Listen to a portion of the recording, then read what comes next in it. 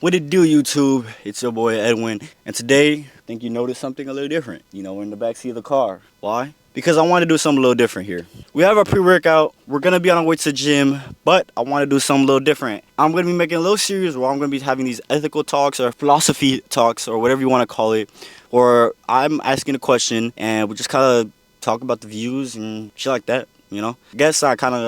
I guess the whole point of philosophy is kind of creating your own. So while we're drinking this pre-workout, I'm gonna be going over some philosophical shit I been hearing over a podcast recently. So I got these notes on my phone. Don't judge me. I wish I could write on a piece of paper, something a little fancy, but I have to use it on my iPhone instead. So some things that I wrote down: life is short, take action. Way that I phrased it that I liked was, do not be like a sheep that is led by a shepherd of fear.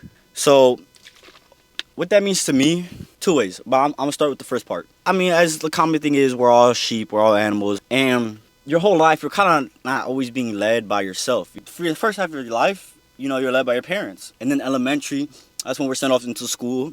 So then we're led by our teachers all the way up, all the way until high school, and then after high school though, that's when it's kind of on your own. When you're not led by anything, and I think a lot of people tend to lead into their fears, guide them in their lives. But instead of letting fear drive them into, conquering the world and creating the most out of their experience, they decide to let fear lead them into a path of cowardice. Just a whole bunch of just bad stuff. Like if a person who lives in fear would never be able to fully accomplish anything. When you lead by fear, you're never really at peace. You're kind of always in this darkness and this hole that follows you like a void, trying to keep you in and then make it as comfortable as possible, like a warmth of a mother's hug. It's something so familiar and comfortable that you feel like you could just melt into. But we have to reject that fear.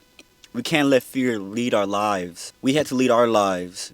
And I know that's something that a lot of people struggle mentally with. And for them, I say, then let God lead your life, let Christ lead your life. That's another option. In my philosophy, I believe we have two ways where we can really change our lives and really make them better. And it's either by our own mental capacity or, through the Holy Spirit. Just like a dog that's tied to the back of a cart that's moving down the road, the dog is better off running with the cart than getting dragged along with the cart. I forgot his name, but I'm going to quote him right now. So to we as people should try to live virtuous, embracing fate as it is, rather than being dragged along and judging things around us in an irrational way. What he's kind of trying to say is, instead of trying to control pieces in your life that utterly don't matter, realizing that the ups and downs are all part of life. It's all one cycle.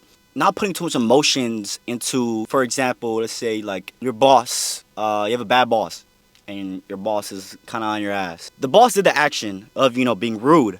70% of that mentally is up to you of how you take that and how you react to that. To think with emotions is to think irrationally, and to act irrationally is to morally fail.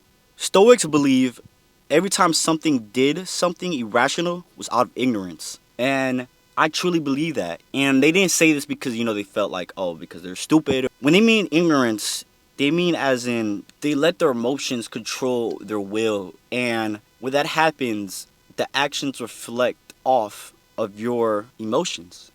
So if your emotions are in a toxic place, then you're gonna do a toxic action, as in you slap that guy in the face, or you cheat on your girlfriend, or whatever the case is, because you let your emotions run you like a dog.